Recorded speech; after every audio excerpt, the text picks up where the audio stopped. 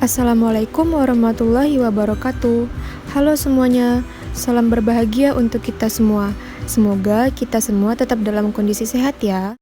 Pada kesempatan kali ini, kami dari kelompok 3 Prodi Ilmu dan Teknologi Pangan kelas A akan menyampaikan sedikit materi mengenai tumbukan, momentum, dan impuls. Di sini kami akan menjelaskan tentang pengertian dan prinsip serta aplikasi sederhana tumbukan, momentum, dan impuls dalam kehidupan kita sehari-hari. Kami harap di akhir video kami ini kita semua dapat memahami tentang prinsip fisika dasar, khususnya tumbukan, momentum, dan impuls. Sebelum kita melihat dan mendengarkan penjelasan tentang materi ini, izinkan kami untuk memperkenalkan anggota dari kelompok kami. Inilah anggota dari kelompok 3.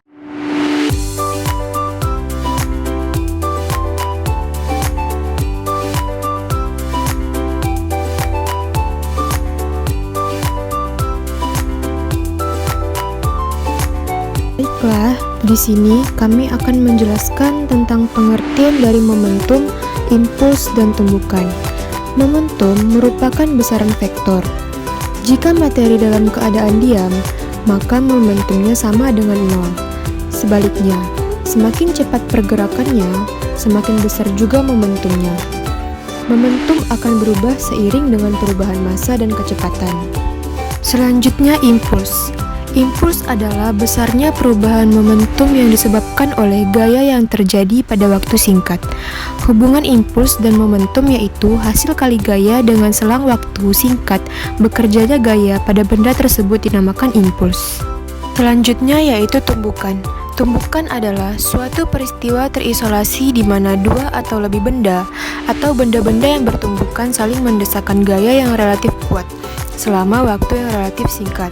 Tumbukan terbagi menjadi 3, yaitu tumbukan lenting sempurna, tumbukan lenting sebagian, dan tumbukan lenting tidak sama sekali. Adapun percobaan yang akan kami lakukan yaitu percobaan tumbukan, momentum, dan impuls dengan alat sederhana, yaitu dengan mobil-mobilan, dan contoh dalam kehidupan sehari-hari yaitu dengan mengerem dan mengegas motor. Adapun bahan-bahan yang digunakan dalam percobaan kali ini yaitu yang pertama mobil-mobilan 2 buah, yang kedua penggaris, yang ketiga stopwatch, dan yang keempat yaitu motor.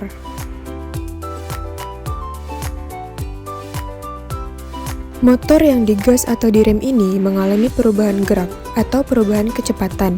Jika terjadi perubahan kecepatan atau V pada suatu benda, maka akan mengakibatkan perubahan momentum atau P pada benda itu sendiri. Contoh perubahan momentum oleh adanya impuls yaitu pada saat mempercepat atau mengegas atau mengerem kendaraan seperti kendaraan bermotor. Dengan begitu, bisa kami tarik sebuah kesimpulan bahwa besarnya impuls yang dikerjakan atau bekerja pada sebuah benda akan sama dengan besarnya dengan perubahan momentum pada benda tersebut. Namun, jika tidak ada gaya luar yang mempengaruhi benda, maka jumlah momentum akan tetap sama, sebab jumlah momentum awal dan jumlah momentum akhir akan sama.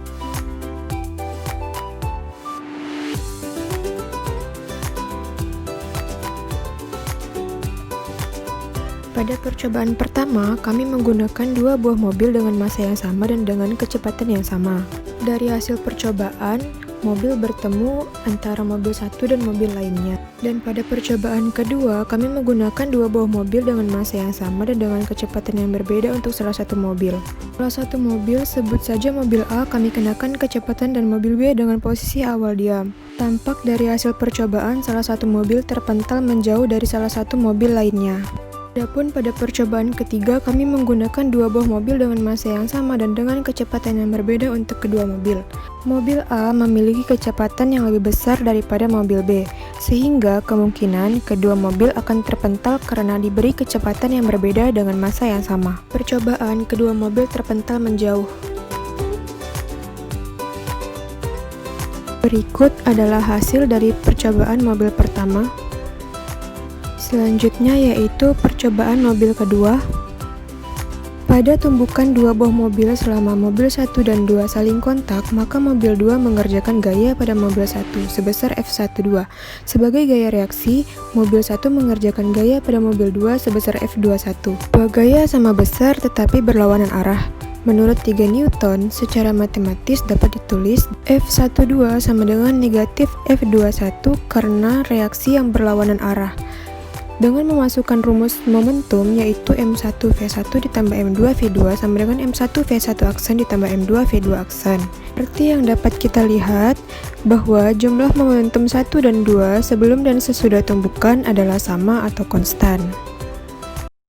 Itulah sedikit penjelasan mengenai impuls, momentum, dan tumbukan dari kelompok kami.